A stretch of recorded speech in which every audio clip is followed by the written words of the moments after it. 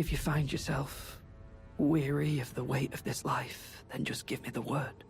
Sleep is a balm. An eternal sleep is an elixir.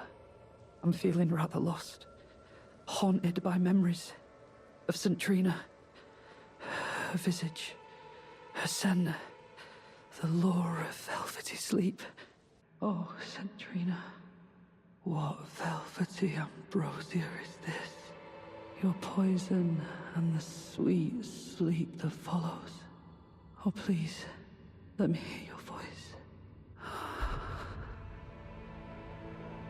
Dreams are where we subconsciously escape the troubles of our world.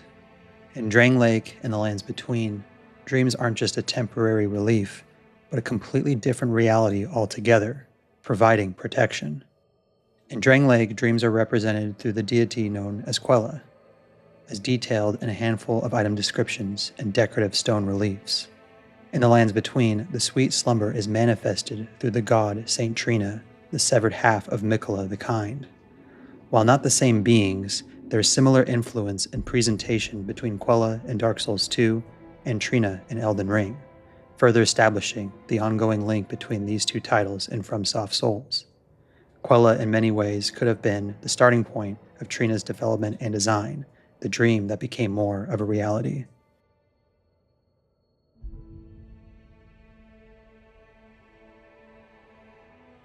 In Dark Souls 2, Quella is the god of dreams.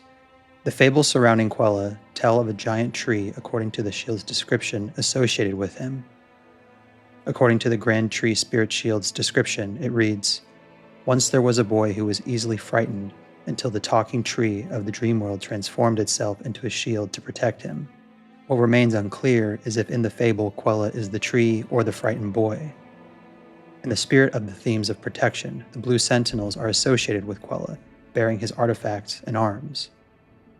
It is also possible that Quella's worship began in Hyde. Another faction that bears the same shields are the Drakeblood Knights. According to their sword and armor description, they worship the blood of dragons in the attempts to understand life and transcend its existence. Even though they bear the shield, there is little, if any, concrete suggestion of their potential connection to Quella. Probably the most notable representation of Quella is a large stone decoration in Drang Lake Castle before the Looking Glass Knight boss fight. While there is no reference to it through item descriptions, it has been commonly associated with the depiction of Quella through the Spirit Tree's description by the lore community. If this is a depiction of Quella or the Spirit Tree or the frightened boy, its inclusion in the castle is strange, given that Vendrick had a disdain towards the gods. The stone relief depicts two figures in a large tree similar to the fable described in the Spirit Tree shield, aside from a second figure being depicted in the relief. In Dark Souls 3, we can still find the Spirit Tree shield tucked away in Lothric Castle. The Drakeblood Knights also make a return with the shield as summons in Archdragon Peak. The only reference to a Spirit Tree in Dark Souls 3 is the description of the cursed-rotted Greatwood soul, which states, "Ever since its establishment, all manner of curses have managed to seep into the undead settlement. The worst of them were sealed away inside a Spirit Tree, but eventually the curses took their toll." This could be a similar or the same tree as referred to in Quella's fable. What was once a symbol of protection has now been corrupted into a horrendous curse-ridden monster. While not much to go off of, many of these similar themes would carry on in another figure in Elden Ring.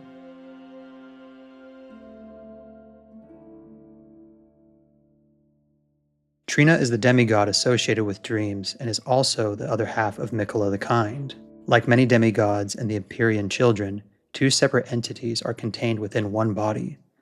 In this case, Quella and Trina occupied the same body but were of two different minds and souls. Quella appears as a small boy with golden hair, whereas Trina is a young woman with silver hair. According to the Sword of Saint Trina is an enigmatic figure. Some say she is a comely young girl, others are sure he is a boy. The only certainty is that their appearance was as sudden as their disappearance. It only makes sense that the god of dreams and sleep is enigmatic and is often described differently among followers and recollections. A cult would form around the worship of Trina's visitation in their dreams, offering intoxicating rest. Like some of the demigods, Trina has an association with specific flora, the most notable being Trina's lily, which is described as, quote, "a light purple water lily that is on the verge of wilting and is a symbol of faith in Saint Trina. Dulls the senses, preventing agitation. As a means of finding her again, her followers would begin to create concoctions to generate an even deeper slumber, as we see with Tialier brewing in the Shadow of the Erdtree DLC. While born into the same body, Miquella would cast Trina aside atop the large drop in the stone coffin fissure. This would remove the eternal childhood Miquella was afflicted with in order to continue his ascendance towards godhood. The stone coffin fissure would also be sealed away after this decision. Trina would survive the fall, creating a large pool of her blood where flowers of the deepest purple would begin to bloom. This would form a knight and horse that would serve as her protector. Upon defeating this guardian, the Tarnished can lay eyes on Trina's physical form, a pale young girl clothed in deep purple petals. The purple blood seeps from her head as she sleeps as a living flower. Her previous form was that of an alluring woman with 2 long silver braids as depicted with Tialier's hair and mask. Her adult form is also depicted on St. Trina's torch. This depiction also shows Trina with a third eye, a crown of flowers, and multiple spirals of silver braids. As we meet her in game, we can speak with her if we imbibe her blood enough times to hear her say, Make Miquella stop. Don't turn the poor thing into a god. and after defeating Miquella and imbibing her nectar, she will say, Thank you. Finally, you will be free.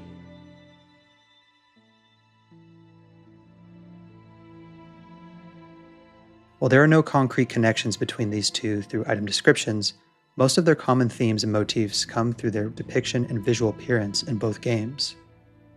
When looking at both figures, the obvious similarity is that they are both gods of dreams and their associated worlds. Both figures are enigmatic, multiformed, and contain a certain air of mystery to them, even by FromSoft standards.